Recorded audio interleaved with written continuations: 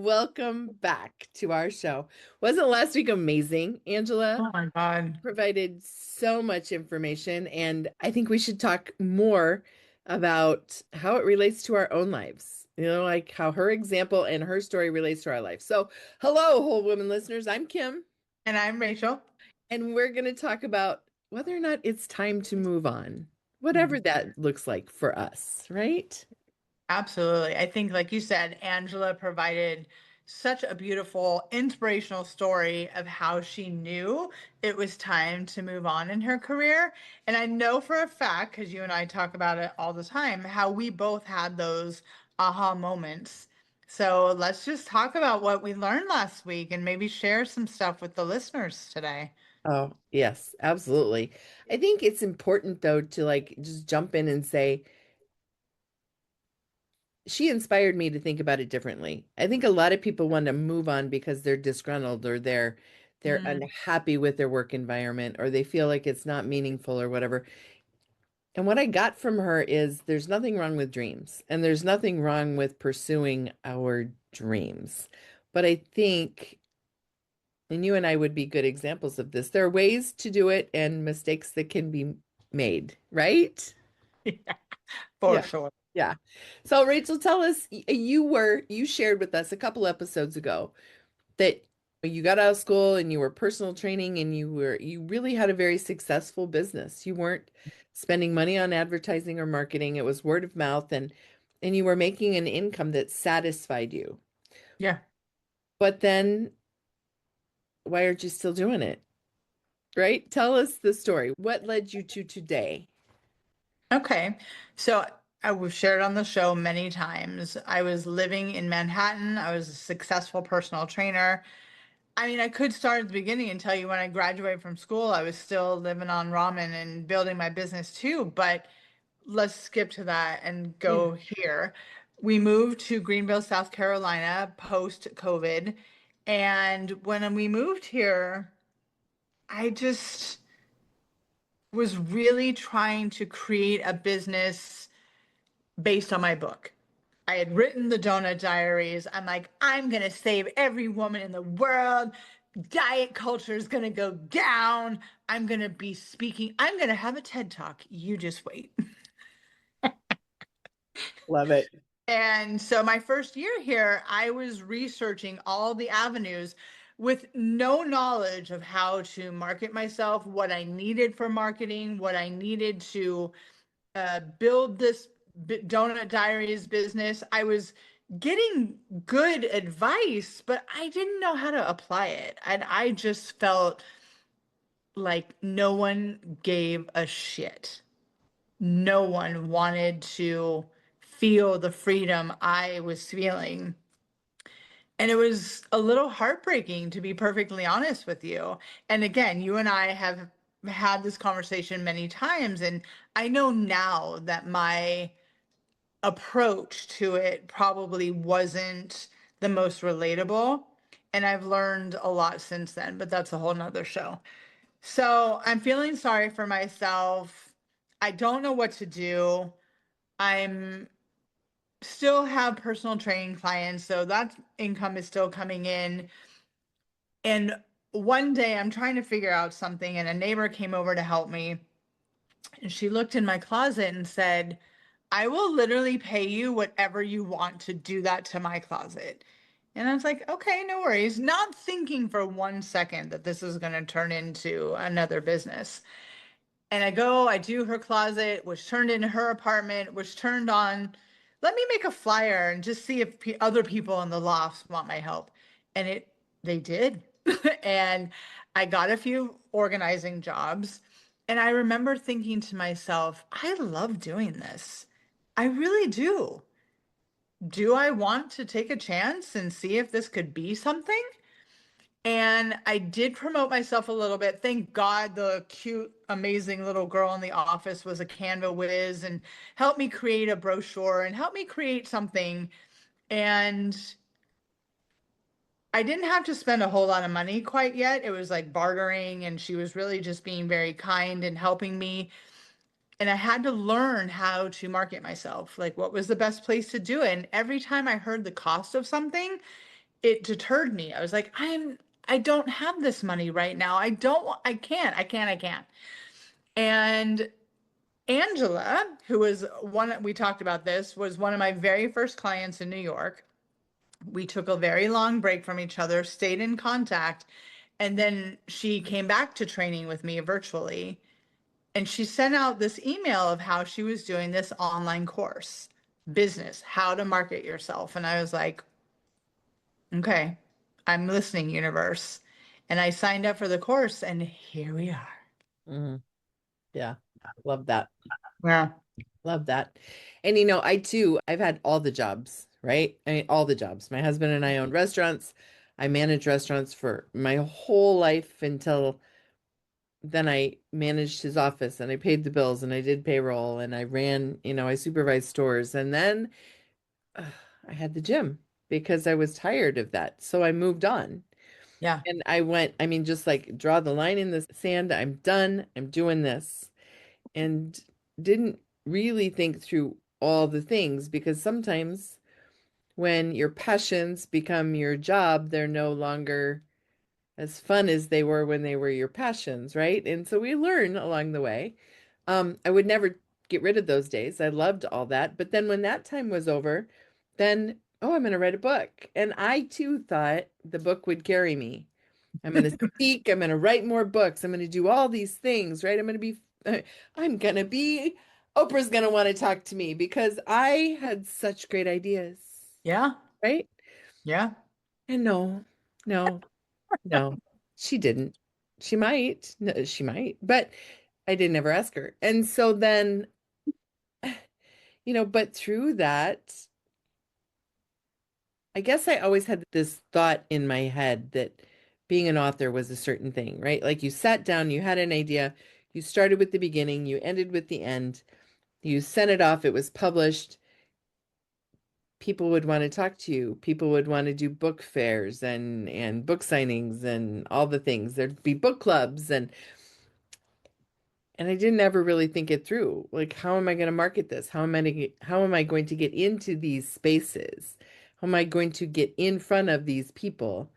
And so through learning that, because it wasn't provided,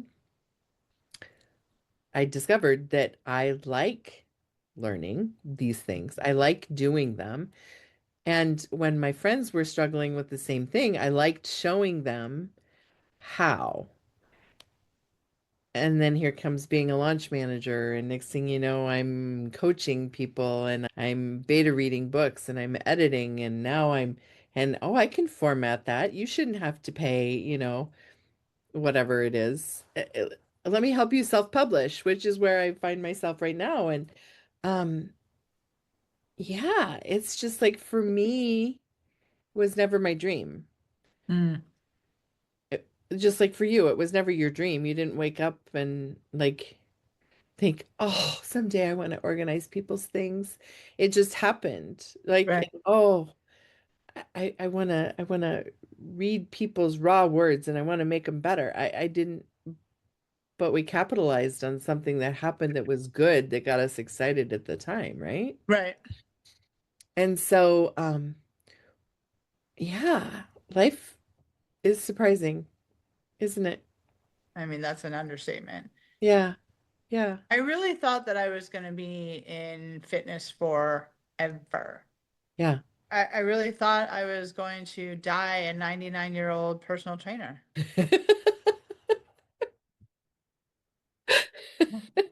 Well, I think about the people like my mom. I'll use my mom for example because I've never done things in a traditional way, right? Um, and I've worked for myself or for our family business for the past 35 years. And so my situation is unique and I know that.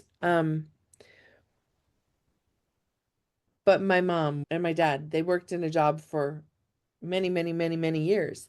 And then they reached that point in time where they were eligible for retirement. And so they did.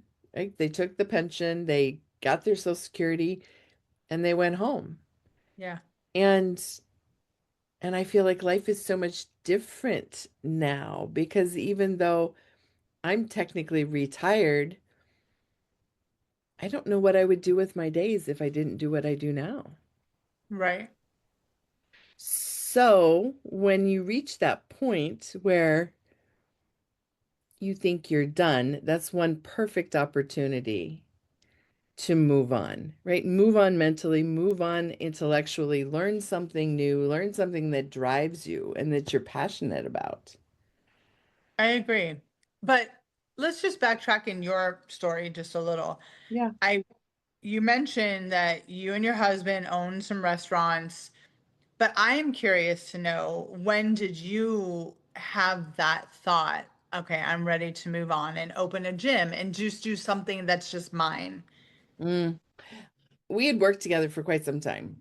And when the boys were little and it was like they needed daycare and they needed all the things and we had to be a part of everything, life was just work and survive, right? I Mhm, mean, it's mhm. like work all day, pick up the kids, feed them, bathe them, put them to bed, crash, start over. And it was Yeah. just like Groundhog Day. Um, there reached a point in time where the boys were a little bit more self-sufficient. They didn't need us for everything, but that's all that we had in our lives. We worked the same career, we raised the same boys, and we were just, um, I shouldn't say we. He was perfectly happy with the way things were. I mean, and I wasn't unhappy, but I wanted something more. And I had started working out while I was still working with him.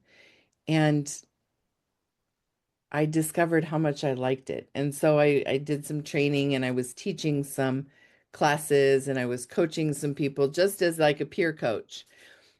And I'm like, I really like this. And so then I decided that, oh, I'm going to go get my nutrition certification and oh, I'm going to become a personal trainer. And gosh, I like this, you know? And so why just work for someone else when, hey, let's open a gym, Yeah. right? And he supported me on that, but it finally gave us like his life, my life, and something for us to not only hold as our own, but to share with one another. Yeah. Yeah. I get that because Steve and I were in the same career, but we didn't have the same day-to-day life. So it did provide a little bit of those nuances like you're talking about. We still had things to talk about. We still had things to experience together. And even now, we still talk about our days as trainers, even though we both moved on. So I get that for sure. Yeah. Yeah. We had just fallen into that routine. And yeah. Yeah. Oh my goodness. I know, Yes. right?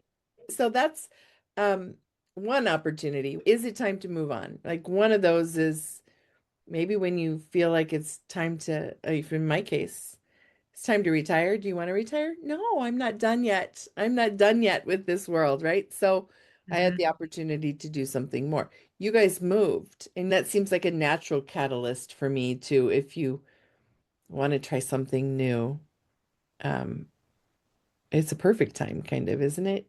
To Yep. reinvent yourself. Absolutely. You're in a new place, you're meeting new people. I absolutely do think that, like, just to steal your word, it was a perfect catalyst to start a new business, start a new career, start a new chapter. And I know that moving to Greenville was meant to be on the pre side of it because there were just no roadblocks. Everything fell into place. And when we got here, the roadblocks were more of my making. Like I said, I was trying to pursue this donut diaries career and I fell into this career, which is so satisfying. But Greenville is growing exponentially, growing, growing, growing. And people are moving here every week. So it gives me the confidence to know that this is also how I'm helping people still. Because I think we talked about that in other shows. For us, who we are as human beings, our natural teachers, our natural empaths and natural, we care and we want to help other people.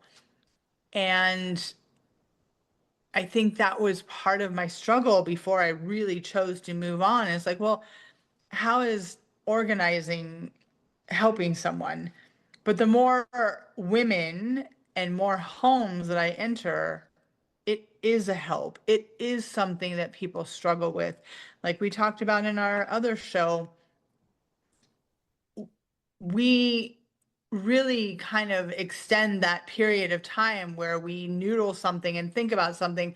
Should I hire this person? I can't let them see what my house looks like. I can't. And we just come up with all these excuses until we're ready to find someone like me. And I get that. I get how hard it is to let me in your home and see your mess and see your things and touch your things, and not for 1 second do I ever judge you.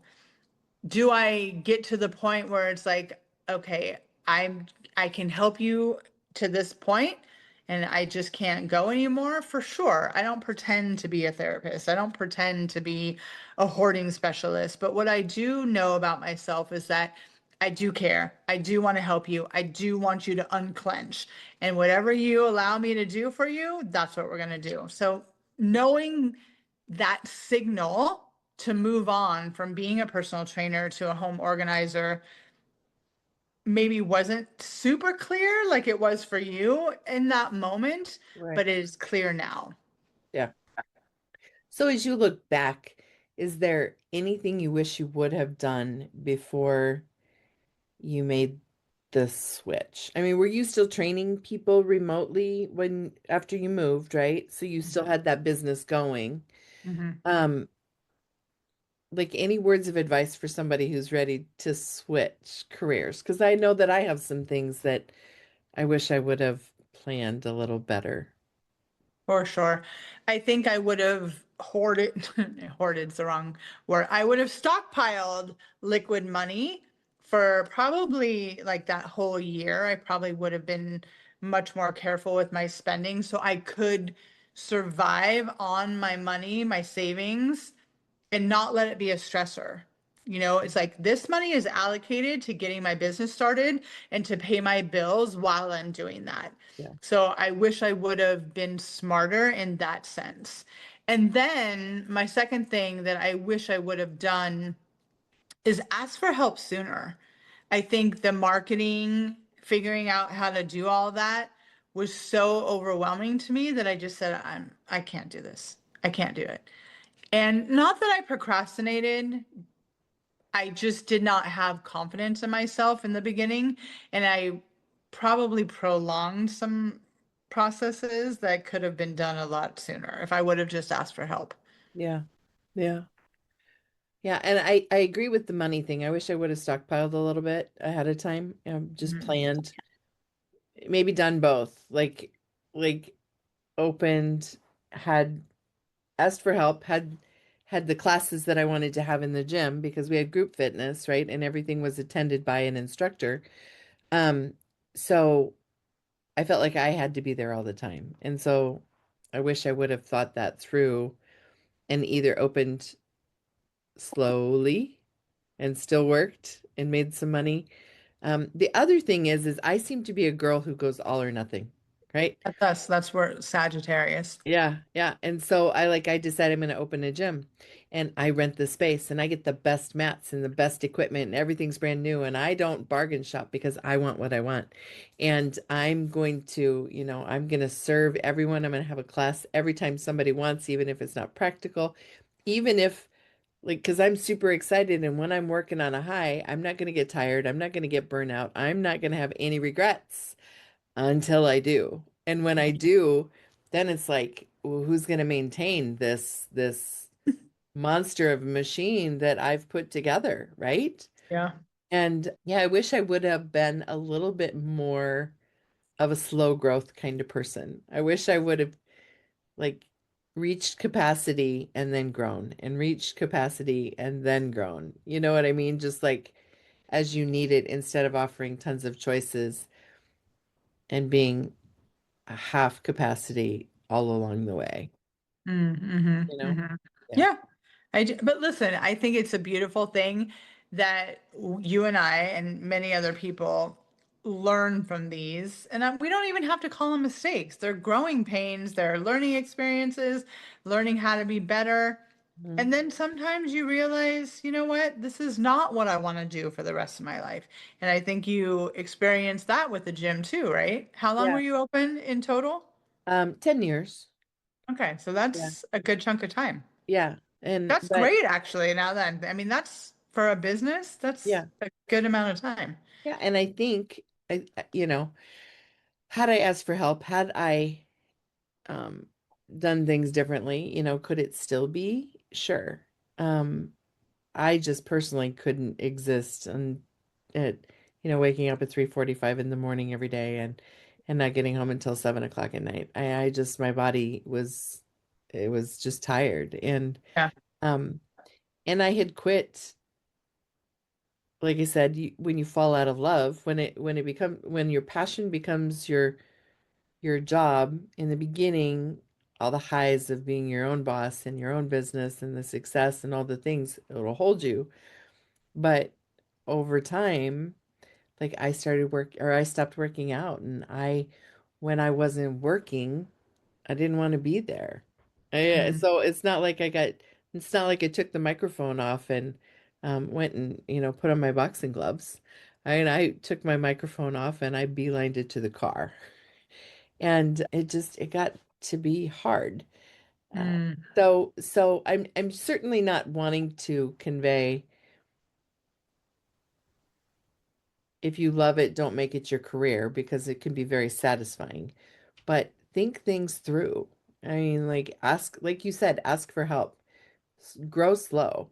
Do things so that they fit into your life. If it's a choice, if you've got a certain income and you're going to take the big jump and the risk and jump into another one, yeah, you got to go like gangbusters to try and replace, which was why I love the whole idea of easing in. So it's not such a overwhelming jump. Um, I watch you, you still respect your personal time. Your business is growing. And, mhm. to say I'm proud of you sounds like I'm your mom and I'm not your mom, I'm your friend, but I mean, You I'm can be proud of, proud of me as my friend. yeah, yeah, yeah, but you know what I'm saying. Um, I mean, I'm proud of the way that you respect your time and, it's like I go to bed at this time. I don't go out. I don't do this on the weekends. I don't, I mean, I'm going to protect my workout time. I'm going to protect my meal time. Those are important things for a person to do when they decide to follow their dream. Don't let your dream be everything. Let your dream be a thing Yep. and and do it the best you can, but reserve a little bit of you on the backside, you know? I do know what you mean, but I think there's a huge difference between starting a business that I'm going to someone's home Hmm. versus people are coming to your location. I'm sure the responsibilities are m much greater in your case. Like you have to provide so much more than I do. Right. I have to turn on my cute little smile and my personality and go organize your shit, right? I mean, Well, the infrastructure cost was certainly much different, right? I yeah, mean, because you had to have the space and the equipment and yeah, the insurance and the music and this and that and yeah, yeah, yeah, the fans, all the things, the yeah, showers, the toilets, the toilet paper, yeah, yeah. yeah. But yeah, yeah. I Have a mean, I'm good not plan. This is minimizing. I'm no, I no, I'm sorry. No, I'm not minimizing whatever you're choosing to do. Obviously, be smart about your dream. That's what we're kind of trying to convey. Yeah. But don't let all the moving parts scare you. And I've heard this quote and I hear it all the time, especially now. And just be open to it. Your dream isn't put in you just so you have a thought to think. I mean, you're supposed to manifest it. You're supposed to make it come true, especially if you think about it often. Hmm. Hmm. I agree. But think it through are the key words in what you just said. Hmm. I agree 100%. Follow your dream. And you're never too old, right? You're never Right. too old to start something new. You're in your 50s, I'm in my 50s. We're doing brand new things that whoever thought that we would be doing. Mm-hmm. And not only are we good at it, but I feel like we're being successful. It's not just for my joy. I'm doing good work in the world. But think it through. And, the other thing is like get your people on board. If you've got people, get them on board. Make sure that they understand, hey, I'm going to be home late. Hey, I need your help. Maybe you have to put dinner on the table tonight. Maybe you've got to do a load of clothes. Yeah. And we talked about experts a couple weeks ago as we were leading into our conversation with Angela. Yeah. Maybe this is the time that we try someone who's either going to maintain our home or our yard or help with our kids or even a business coach, someone who's going to help us plan this out, this move. Um, Mm-hmm. I just think there's so many opportunities to be whatever you want to be these days, but we don't always talk about the steps to get there and still love it when you do. Very well said. Yeah. Yeah. If you could go back in time and do anything different, is there anything you would have done? Not the money piece, but I mean like you like taking the leap. Um, would you have gone sooner? Would you have waited longer? Would you have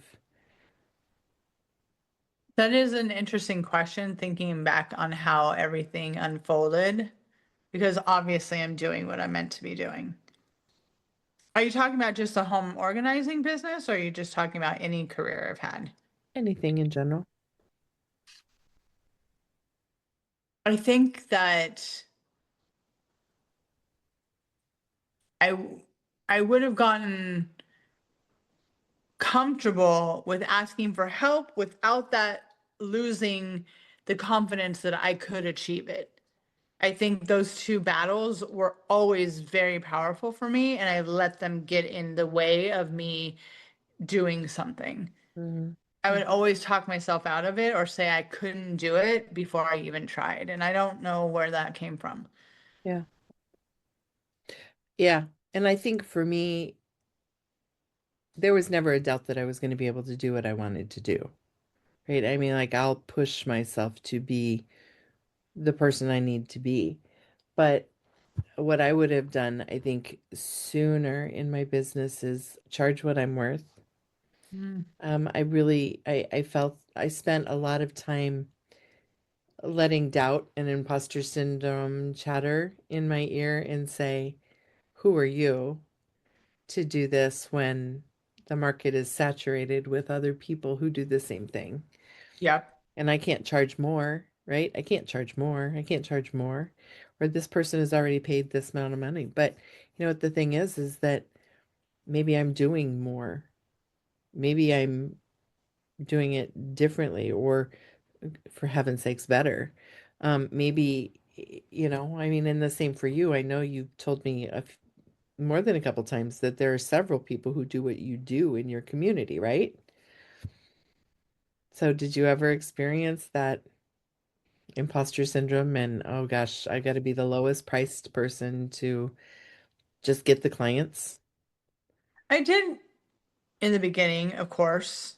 And,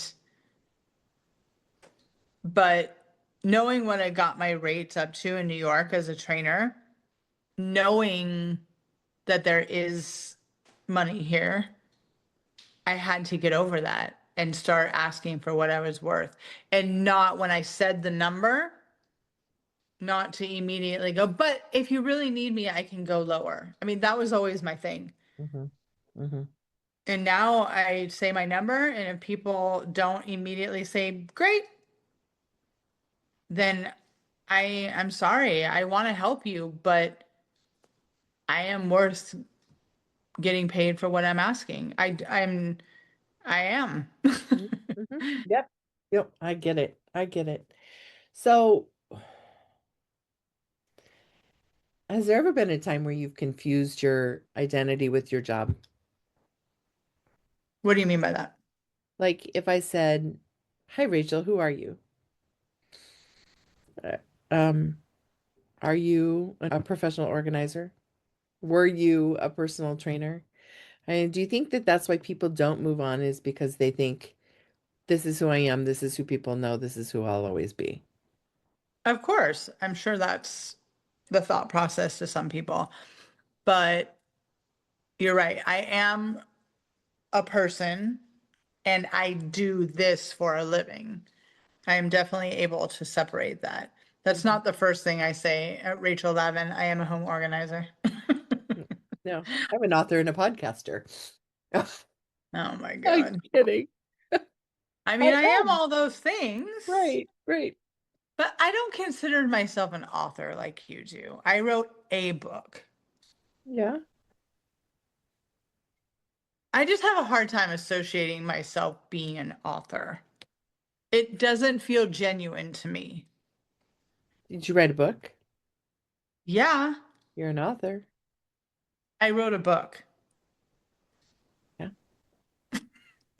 We're not seeing eye to eye on this, Kimmy. Okay, we'll have that conversation some other time. Okay. Um, yeah. I don't know. Let's see. You knew I do have a question. Why not just continue to be a personal trainer? Why did you switch? I got bored. I was burnt out. Yeah. I did it for 25, 26 years. I'm still technically doing it, to be honest. Yeah. But I uh I don't care anymore. Not about my people. I will always love my clients. I don't care anymore about how many reps you need to do, how many sets you need to do. I don't care. Seriously.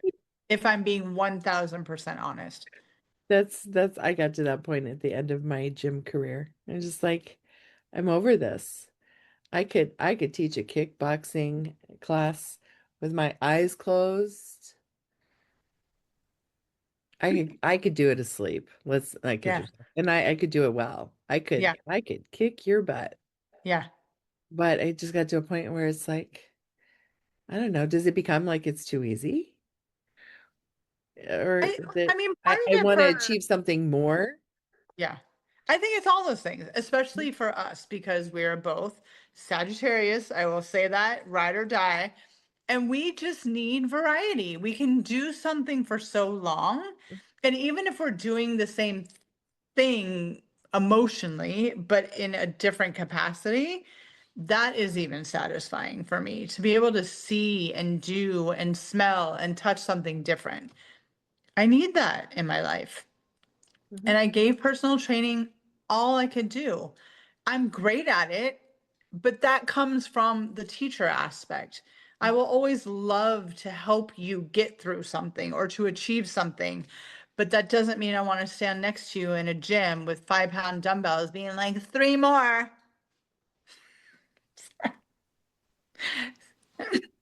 Sorry. All right, so what's next for you? What's next after organizing with Rachel is so big you have a staff and you're ready to move on? Oh my God, I am finally going to Switzerland, baby. Switzerland and Prague and seeing all those European cities that I see on TV or in movies. And it's going to be my time. I'm going to be there seeing all those places. So the next step is retirement. Um, I'm not necessarily thinking of retirement, but I am thinking in more terms of freedom. I think that I can still home organize or do, maybe I'll find a third career, who knows? But to see the world more. That's what I want. I love it. What about you? I don't know. I'm still trying to figure it out. Still trying to figure it out. There's still a book pouring out of me every morning at 5 a.m., you know. Hmm. Hmm. So I'm not done with what I'm doing. And I love the people that I work with. So that's still great. But like you said, I mean, the day will come where it's like, hmm. Or sometimes I get just bright, shiny object syndrome and it's like, oh, I could do that. Like I saw an ad yesterday for a company that's hiring travel specialists. I'm like, oh, no, Kim, close the What does ad. that mean? Well, hold on, hold on. What does that mean? Well, they're training people to be like travel organizers. Like like kind of not travel agents, but like people who travel and explore an area and then come back and write itineraries and like book other people.